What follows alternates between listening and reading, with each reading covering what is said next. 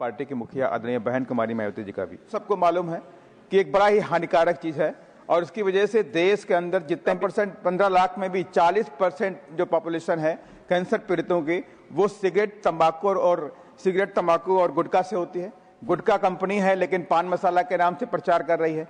Same चीज है, same segment है। इस तरह के प्रचारों को रोका जाना चाहिए। जितने भी हीरो हीरोइन इसका प्रचार करते हैं टोटली प्रतिबंधित किया जाना चाहिए कि सिगरेट तंबाकू पान मसाला गुटखा का कोई भी हीरोइन इसका प्रचार प्रसार नहीं करेगा और साथ ही लाइसेंस देगा तभी वो उसको बेच सकते हैं, अदरवाइज उसको नहीं बेच सकते। तो 100% इस पर जो हमारे प्रभावित हो रहे हैं लोग, युवा प्रभावित हो रहे हैं, बुजुर्ग प्रभावित। श्री राम जी। धन्यवाद मान्यवर कि आपने मुझे सेंट्रल एक्साइज अमेंडमेंट बिल 2025 पर बोलने का अवसर दिया और साथ ही मैं आभार व्यक्त करता हूं अपनी पार्टी की मुखिया आदरणीय बहन कुमारी मायावती जी का भी। मान्यवर, इस बिल के अनुसार तंबाकू, सिगरेट, गुटखा आदि पर 70% तक का टैक्स है और कुछ जो उनकी लंबाई के अनुसार सरकार ने 5200 रुपए प्रति हजार, 7000 प्रति हजार के हिसाब से 2700 रुपए प्रति हजार पीसेस के हिसाब से टैक्स लगाने का काम किया है और एक सराहनीय कदम है। और मैं तो ये चाहूंगा सरकार 70% तो छोड़ दे, 100% करना चाहिए और जो 5200 रुपए, 7000, 6500 रुपए रखा है इसको और बढ़ा करके 100% तक लेके आना चाहिए ताकि देश के अंदर इसके प्रति जो लगाव है गुटखा को लेके, सिगरेट को लेके, तंबाकू को लेकर के इससे खत्म किया जाए। और कहीं ना कहीं से सरकार की भी मंशा रही है कि इस तरह के कदम उठाने से जो डिपेंडेंसी बढ़ रही है, सिगरेट पे बढ़ रही है, जो गुटखा पे बढ़ रही है, तंबाकू पे बढ़ रही है, उसे कम किया जा सके। मानवर, हम सबको मालूम है कि एक बड़ा ही हानिकारक चीज है और इसकी वजह से देश के अंदर जितने भी पेशेंट कैंसर के बनते हैं हर साल, लगभग 15 लाख लोग कैंसर से प्रभावित होते हैं और उसमें से 15 लाख में भी 40% जो पॉपुलेशन है कैंसर पीड़ितों की वो सिगरेट तंबाकू और गुटखा से होती है, जिसमें ओरल है, लंग भी है, तमाम तरह के कैंसर और बनते हैं।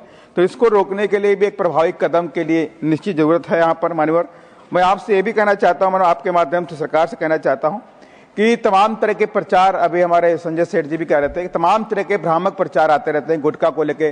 गुटखा कंपनी है लेकिन पान मसाला के नाम से प्रचार कर रही है। सेम चीज है, सेम सेगमेंट है। इस तरह के प्रचारों को रोका जाना चाहिए मान्यवर। साथ ही जो कई बार मैंने देखा भी है कि सरकार इसमें एक अवेयरनेस लाने के लिए कैंसर पेशेंट्स का भी इंटरव्यू दिखाती है टीवी के ऊपर कि गुटखा खाने से हमें प्रॉब्लम हो गई और मेरा परिवार बर्बाद हो गया। इस तरह की एक्टिविटी को बढ़ाना भी जाना चाहिए। और साथ ही मैं कुछ सुझाव भी देना चाहता हूँ मान्यवर कि जितने भी हीरो हीरोइन इसका प्रचार करते हैं टोटली प्रतिबंधित किया जाना चाहिए कि सिगरेट, तंबाकू, पान मसाला, गुटखा का कोई भी हीरो हीरोइन इसका प्रचार प्रसार नहीं करेगा।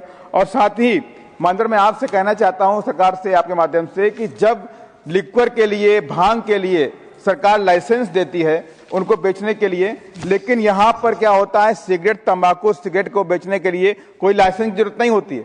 अगर आप इस पर भी लाइसेंस की व्यवस्था कर दें कि सेंट्रल एक्साइज डिपार्टमेंट उनको लाइसेंस देगा तभी वो उसको बेच सकते हैं, अदरवाइज उसको नहीं बेच सकते। तो 100% इस पर जो हमारे प्रभावित हो रहे हैं लोग, युवा प्रभावित हो रहे हैं, बुजुर्ग प्रभावित हो रहे हैं, कैंसर जैसी बीमारियां हो रही हैं, उस पर काफी रोक लगने का भी काम करेंगे। और साथ ही मैं आपके माध्यम से सरकार से भी कहना चाहता हूं मान्यवर कि जो दुकानें आसपास हॉस्पिटल के आसपास में है, स्कूलों के आसपास में है, उनको पूर्णतया प्रतिबंधित करना चाहिए ताकि बच्चे उन दुकानों से दूर रह सकें। बच्चे निकलते हैं, गुटखा खा रहे हैं, सिगरेट पी रहे हैं, ये सब बंद होना चाहिए। कहीं ना कहीं से हमारे देश का जो नौजवान है, हमारे देश का आने वाला जो जनरेशन है, उससे प्रभावित ना हो सके।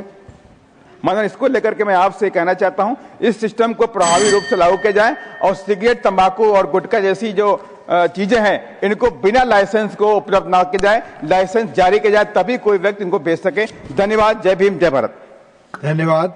माननीय श्री गोविंद भाई लालजी भाई ढोलकिया।